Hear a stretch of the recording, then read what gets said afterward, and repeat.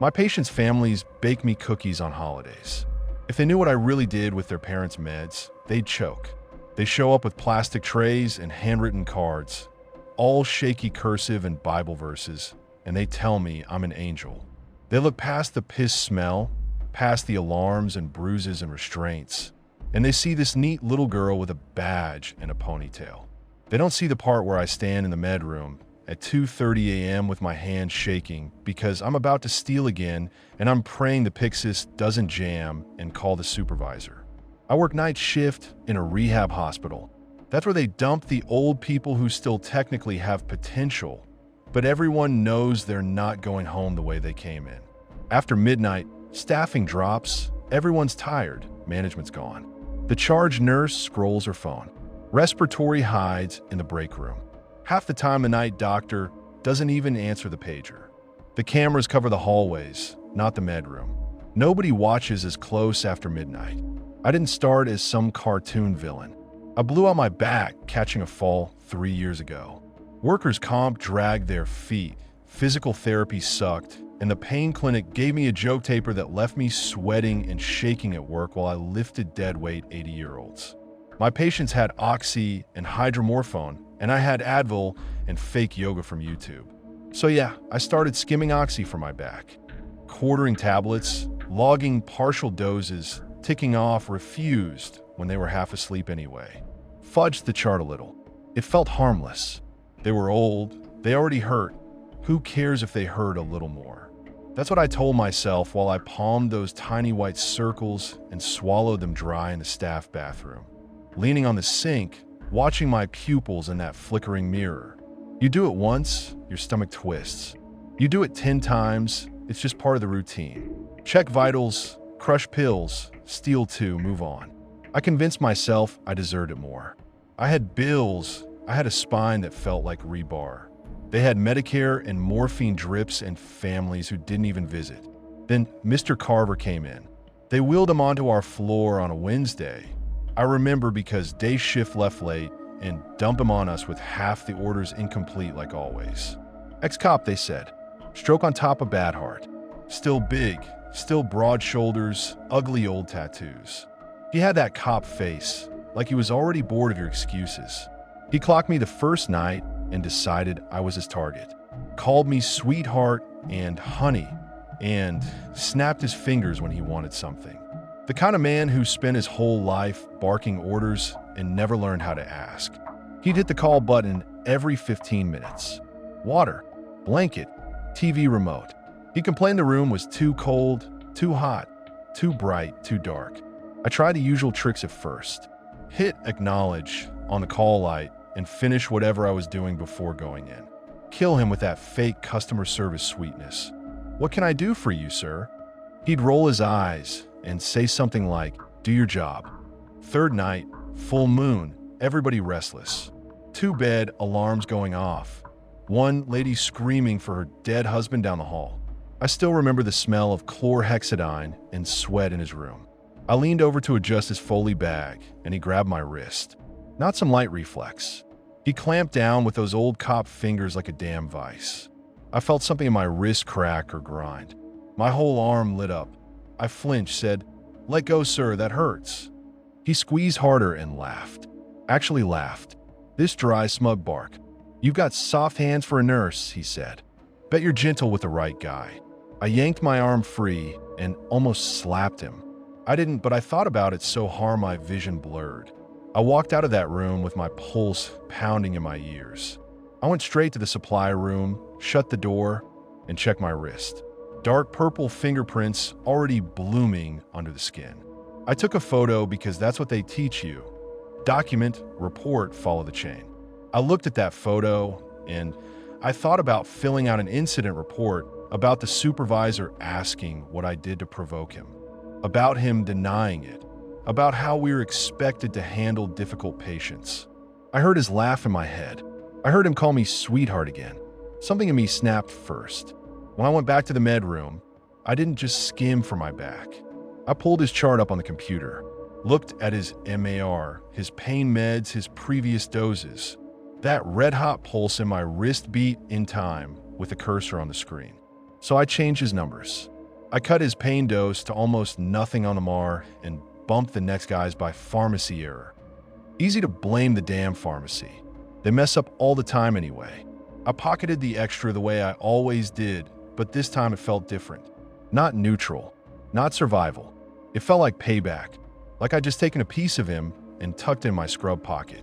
He started screaming at 3 a.m. Not the usual grumbling, not the nurse chant. Real screaming. Animal sound, ripping up his throat. He twisted in the bed, ripping at his gown, dragging at his floor like he wanted to tear it out.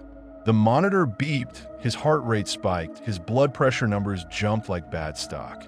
I could hear him from the other end of the hall over the machines and the TV noise. I made myself walk, not run. I told myself he was exaggerating, that he just finally felt what the rest of them felt. He saw me and started begging.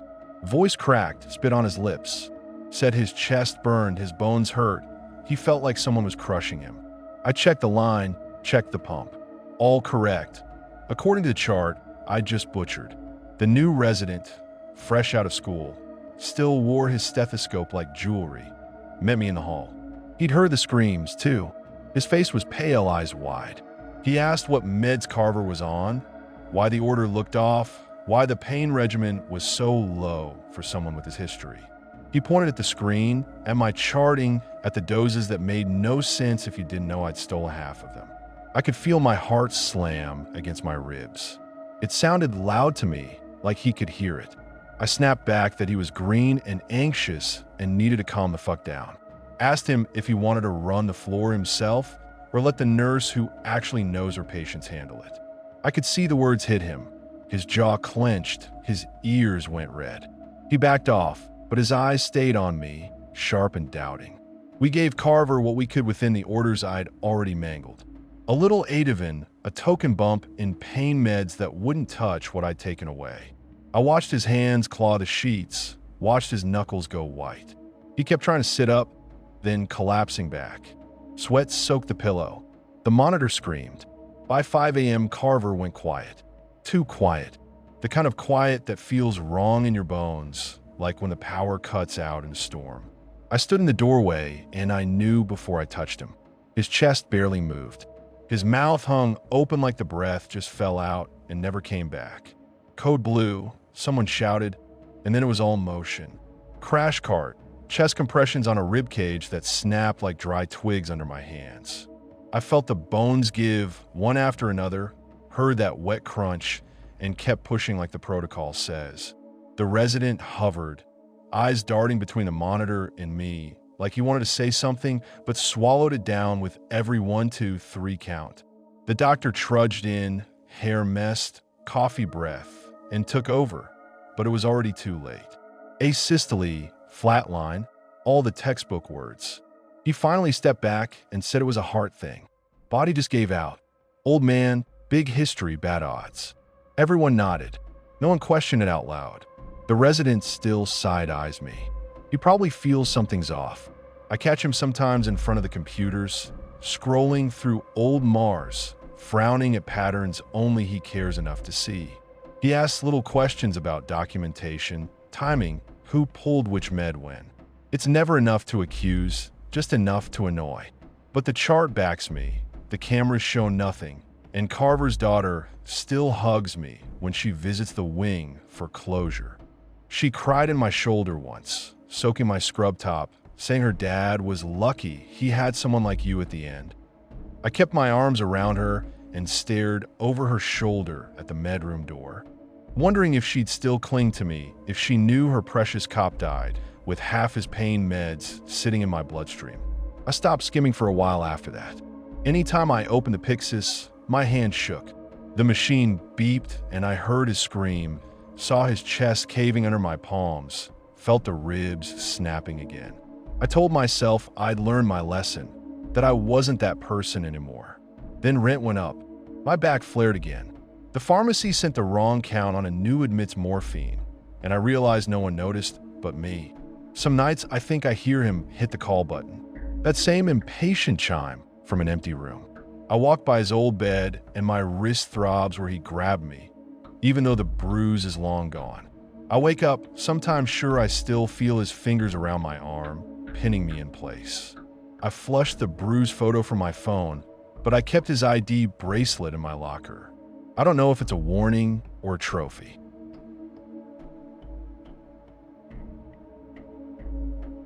My ex thinks her apartment is haunted. It's just me and a handful of Wi-Fi passwords. When we were still together, she couldn't screw in a light bulb without whining that it was too much tech. But she wanted the smart life anyway. So I did it. Every damn thing in that place runs through an app tied to my email. Bulbs, plugs, thermostat, the little camera by the door, even a stupid coffee maker that brags when it finishes a brew. She just tapped accept on whatever I shoved in front of her and went back to scrolling. Then she dumped me for some stretched out yoga clown who sells breathwork courses on Instagram. I moved out. She kept the furniture, the plants, the gadgets. She didn't even ask how any of it worked. Didn't change a single login. Didn't reset a single device. Just kicked me out of the bed I built, in the apartment I wired, and assumed I'd vanish like a good little loser. I told myself I'd delete everything. Be mature. Move on. All that self-help bullshit. But the first night in my new place, the app pinged. Front door activity. I opened the feed without even thinking. There she was on the tiny screen, dragging in groceries, laughing on the phone with someone, probably him. I watched her kick the door shut with her heel like she always did, toss her keys in the bowl I bought, and for a second my chest hurt so hard I had to sit down. I didn't stop. First night turned into the first week. I watched them like TV.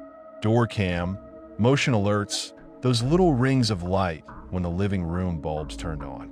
I watched the way she paced when she argued on the phone, the way she chewed her thumbnail when she got anxious. I watched him come in all sweaty in his little tank top, watch him wrap his arms around her from behind while she cooked. I knew his routine before he settled into it. He left for classes around 6:30, back by 9. She worked from home, mostly on the couch, went to bed around midnight. Jealousy started like a punch in the gut, but didn't stay hot. It sharpened, turned into this cold, precise curiosity. I knew I could break them if I wanted to. I knew exactly which buttons to press, literally. And once you realize you can push someone's whole life around with your thumb, it's like standing at the edge of a cliff. You're not thinking, I won't jump. You're thinking, how far could I fall? I started small, like science experiments. One night, I waited until the feed showed them both asleep. Then I opened the bedroom controls and tapped the light. On, off, on, off. I settle on. 3:17 a.m. The bulb snapped to full brightness. In the night vision grain, I saw her jerk upright, hair all over her face, him flailing around like he'd been shot. They argued. I couldn't hear words, just see body language, his arms slicing the air, her pointing at the switch on the wall, pressing it. Nothing happening because the app owned it now. She had no idea. I shut the light back off. 30 seconds later, I made the thermostat jump from 68 to 80, then back down. I imagined the heater coughing to life. Did it again half an hour later, for no reason. The next day, she texted me. Hey, random question. Did you screw something up with the wiring before you left? Lights are bugging out. Thermostat too. My thumbs hovered. I could almost hear her voice, tired, annoyed. Part of me wanted to confess right there, just to see what she'd do. Instead, I typed, stop blaming me for every weird noise in that creepy-ass building. Call your landlord. She didn't answer. But that night she stood in the hall and stared at the ceiling for a long time, like she was listening for something. I let the motion alerts stack up and ignored them. Just knowing she paced made me feel wired. They started to fight more. I could see it in how often they moved around at night. He'd storm through the living room. She'd follow, arms crossed, mouth tight. I couldn't hear the words, but I didn't need to. I knew her tells. The way she jabbed her finger when she felt cornered. The way she'd go still and stare at the floor when she wanted to cry, but refused in front of someone. It felt like watching reruns of my own life. Except this time, I had the remote. So I pushed harder. One night, she went to the bathroom around 2 a.m., bare feet on that narrow hallway. I waited until she was halfway back to the bedroom. then dragged the hallway slider up and down. Full bright off, full bright off. Strobe. On the grainy camera, she flinched, raised an arm, then broke into a run. Her foot slid on something, maybe her own damn sweat for all I care, and she slammed sideways into the doorframe. I saw her head snap, her hand fly to her mouth. She curled down out of view. For a second, I thought I killed her. My heart went ice cold. I almost hit the emergency call button on my phone, then stopped. A few beats later, she crawled back into frame, hand pressed her face, blood leaking through her fingers, bright even in infrared. He stumbled out, half asleep, panicked, waving his arms at the lights. They flicked on and stayed on because I let them. I rewound that clip 3 times. Watched the impact. Watched the way her body folded. I told myself she deserved it for the way she ripped my life up like a parking ticket. Then I told myself I hadn't actually touched her. Not really. Just pressed a button. Gravity did the rest. That's what I kept saying. A few days later, she texted again. Seriously, what the fuck did you do to this place? Then another message right after. It feels wrong in here. I stared at that line a long time. Feels wrong in here. God, she thought it was the building, the wiring, the vibe, anything but me sitting 2 neighborhoods away with my phone in my hand. I typed back, "You're being dramatic. Maybe light some sage or whatever." She didn't reply. After that, she got jumpier. I watched her unplug lamps, then plug them back in. She'd stand under the smoke detector and listen. At one point, she dragged a chair into the hallway and climbed up to check it. I triggered the kitchen smart speaker to spit 1 second of static while she was up there. Just a quick hiss, then silence. She flinched so hard she almost fell. Last month, I went further. Lines had already blurred so much I couldn't see them. It was 2 a.m., dead quiet. Both of them asleep. I stared at the lock control on my screen for a good minute, thumb hovering. The front door showed locked in neat green letters. I hit unlock. The little icon flipped, and in the door cam view, I watched the deadbolt twitch and slide back all on its own. Nothing happened for a while. I saw her cat creep over and sniff at the gap. 10 minutes later, she appeared in the frame, blinking, hair messed up, moving slow like she just realized she'd heard something. She saw the crack in the door and froze. Her shoulders went up around her ears. Then she shoved the door shut hard, twisted the lock by hand, and stood there breathing for way too long. She checked the peephole twice. The next day, there was a chair jammed under the handle. It's been there every night since, angled just right. I watched her set it up like a little ritual. Lock, check, chair, extra push. She started sleeping with the bedroom lamp on too, sometimes. The soft yellow one I bought at a flea market. I like knowing the light that makes her feel safe is literally mine. Now she spends late nights on her laptop in the living room, blue glow on her face, scrolling forums. I caught a glimpse of the screen once when she walked past the door cam with it open. Era un per enorme. Thread titles about shadow people, haunted apartments, something evil in my house. She's typing long posts into the void about how doors move on their own and lights flicker and the air feels heavy. People in the replies tell her to burn sage, to pray, to move out. Some of them swear it's a demon. I sit there reading over her shoulder in 15-second motion clips, and all I can think is how easy it was for her to cut me off, block my number, erase 3 years like I was just another app to uninstall. Now every weird thing that happens in that place has my fingerprints on it, but she'll never see them. She doesn't want to. A ghost is easier to live with than the idea that your ex is still inside everything you own. If she ever actually gets attacked by some real psycho, people will blame the ghost. And I'll sit in my perfectly lit living room and watch the notifications roll in.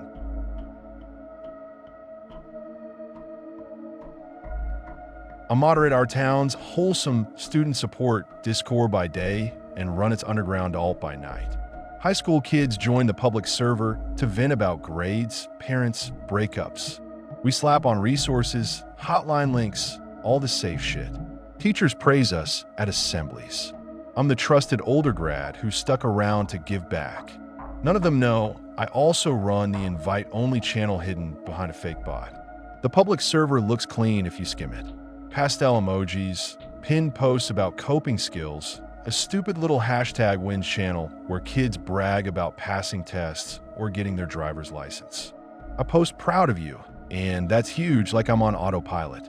I know exactly which words adults want to see in screenshots, so that's what I feed them. The guidance counselor DM'd me once to thank me for creating such a safe space. She said the server probably prevented a tragedy or two. I sat there staring at that line and actually laughed so hard I had to mute my mic in class. She had no idea she was half right, just facing the wrong fucking direction. The fake bot sits in a dusty little channel called hashtag bot commands. Nobody questions it. You react with a dumb emoji. It DMs you a beta feature invite. They think it's some new journaling function or anonymous vent thing. They have no clue it routes them straight to my underground server. I started the dark side as a joke, a place to dump screenshots and gossip. Nothing big at first, just kids dragging teachers, posting cringe TikToks from our school, roasting outfits from Spirit Week. It felt like the bathroom stall version of the support server. Same names, same drama, no supervision. Then people began dropping nudes of classmates, drunk videos, secrets from shared Google Docs. You never have to ask for that stuff. You just leave the door cracked and bored kids shove it through. Everyone wanted clout. Everybody wanted to be the one with receipts. Some of them acted scared in the main server about online safety and then turned around and fed me everything they could steal. I watched the same names show up over and over. Certain kids were like blood in the water. One group loved a girl until the day they didn't, and then suddenly I had entire folders labeled with her name, full of shit she never meant anyone to save. You see that enough times, and you start to understand patterns. Who breaks fast? Who needs a push? Who only needs someone to listen long enough to twist a knife? One girl, M, kept ranting about killing herself in the main server. Not just vague stuff. She dropped dates, places, all that. Mods panicked, pinged everyone, did the whole "we care about you" script. I pretended to freak out in mod chat, posted hotline numbers like I was throwing buckets of water on a fire. But I watched what got her talk, which post she reacted to, who she ignored.